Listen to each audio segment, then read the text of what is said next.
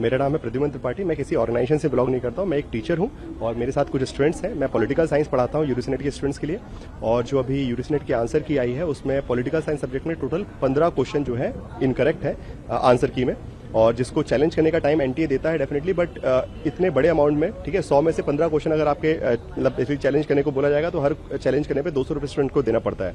और उसके बाद वो चैलेंज ये लोग एक्सेप्ट करेंगे नहीं, और वो these are basic technical mistakes, उसमें कोई कॉन्सेप्चुअल प्रॉब्लम नहीं है, वो बेसिकली फैक्चुअल इन्फॉर्मेशन है। और इसके लिए हम लोग यहाँ पे आए थे। और इसके अलावा एक और मेजर कंसर्न ये था कि रिस्पॉन्स जो स्टूडेंट्स को आंसर की मिलती है, जो उन्होंने एग्जाम में मार्क किया था और जो आया है उनके रिस्पॉन्स की में, वो अलग है। मतलब उनके आंसर्स गलत चेंज कर दिए गए हैं, जिसको लेकर यहाँ पे स्टूडेंट भी हैं। हमने मिलकर अभी बात भी की, उनको बताया, तो उन्होंने उस पर भी रिस्पॉन्स किया। पहले स्टूडेंट से ही पूछते थे कि उन्होंने क्या बोला है।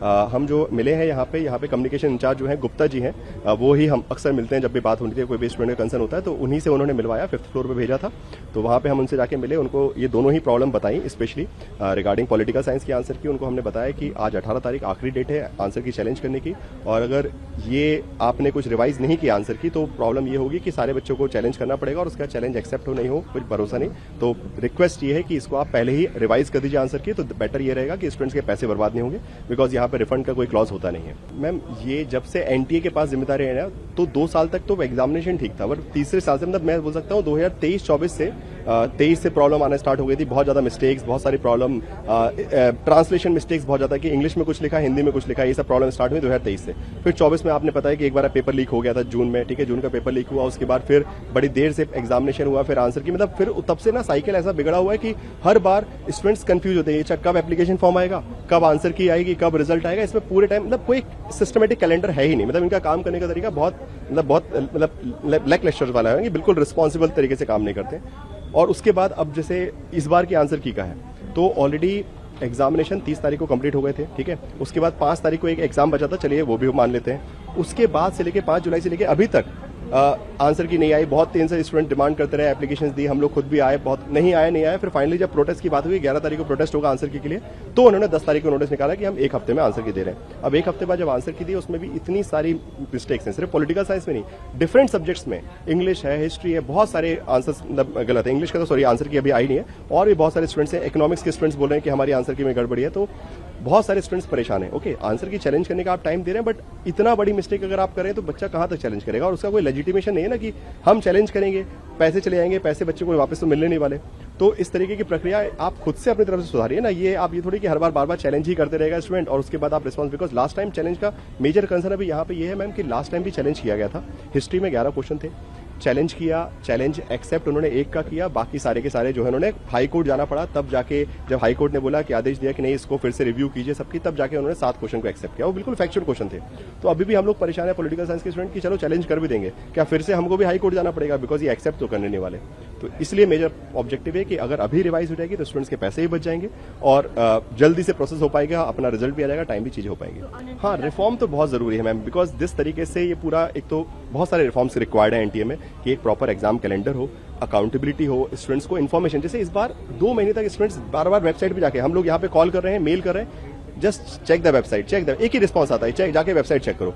2 महीने से बच्चा सिर्फ वेबसाइट चेक कर रहा है कि आज मेरी आंसर की आएगी, आज मेरा रिजल्ट आया, कुछ नहीं, कोई एक नोटिफिकेशन नहीं। जब बिल्कुल पूरा इतना माहौल बन गया और सब सारे मीडिया में आने लगी बात, तब जाके उन्होंने एक नोटिस निकाला है कि हाँ हम आपके आंसर की। तो मतलब अकाउंटेबिलिटी, ट्रांसपेरेंसी, रिस्पॉन्सिबिलिटी, जब आप, it's a give and take thing ना। स्टूडेंट्स फीस दे रहे हैं, आप एग्जाम ले रहे हैं, ठीक है, यहाँ पे कोई आप एहसान तो कर नहीं रहे, आप हजारों रुपए फीस लेते हैं इस एग्जामिनेशन के लिए। तो फैसिलिटी, और बहुत सारी प्रॉब्लम है, एग्जाम सेंटर की फैसिलिटीज खराब है।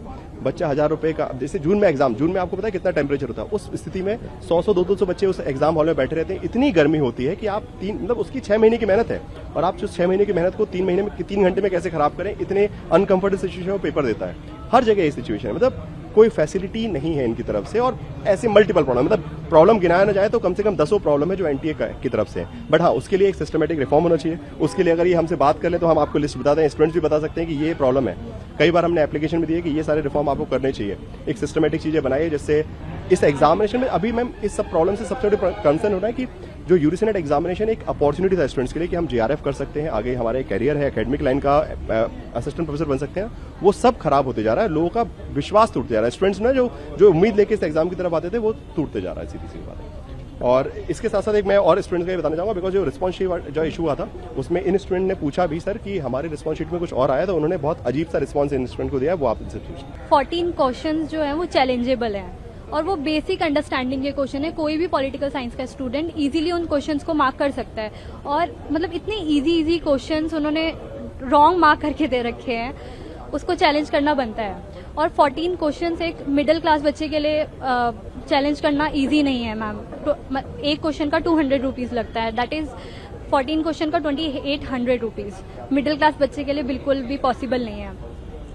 And my second concern is मैं जो मार्क करके आई थी क्वेश्चन पेपर में आंसर्स एंड जो रिवीजन की में जो मेरा वो आए मतलब आंसर्स मार्क्ड आए हैं वो दोनों डिफरेंट हैं। और अभी मैं ऊपर जाके मैंने प्रद्युम्न सर के साथ ऊपर बात करी है, तो ही वॉज सेइंग कि वेरी एरोगेंटली उन्होंने कहा कि जब मैंने उनसे कहा कि जी हाँ, उन्होंने मेरे से ये कहा कि आप झूठ बोल रहे हैं।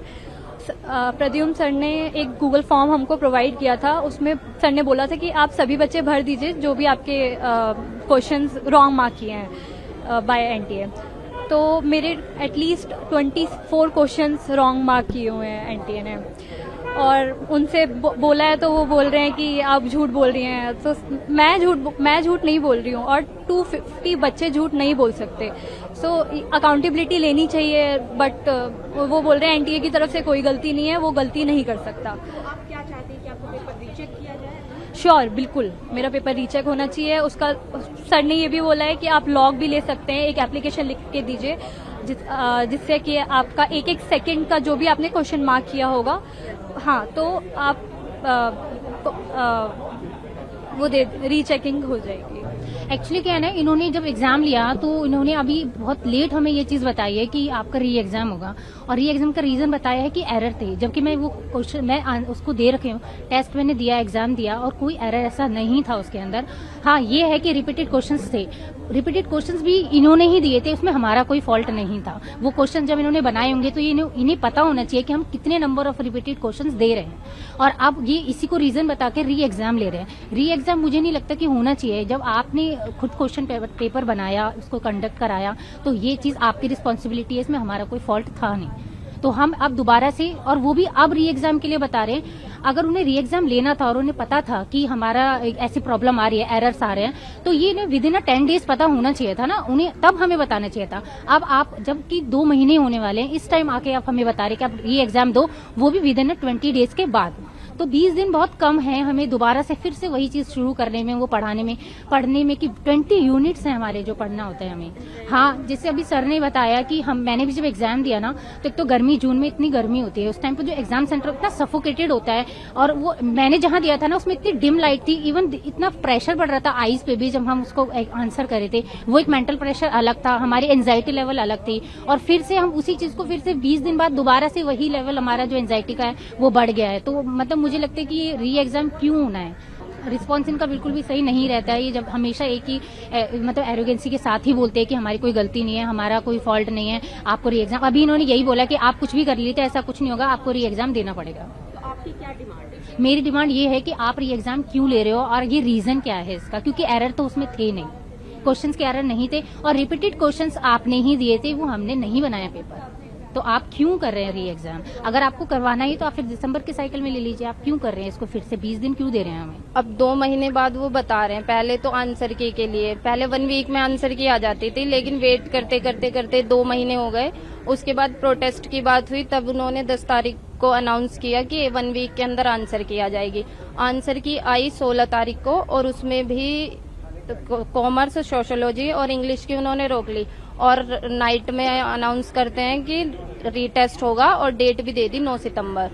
क्योंकि मैम उसमें कुछ प्रॉब्लम, पेपर लीक नहीं है, सिर्फ ये कि ग्रामेटिकल एरर है, और उसमें भी नहीं बता रहे हैं कि कुछ ट्रांसपेरेंसी नहीं है, क्या प्रॉब्लम है क्या नहीं है। सिर्फ रिपीटेड पीवाईक्यूज के बेस पे आप बोल दोगे कि रीटेस्ट हो जाएगा।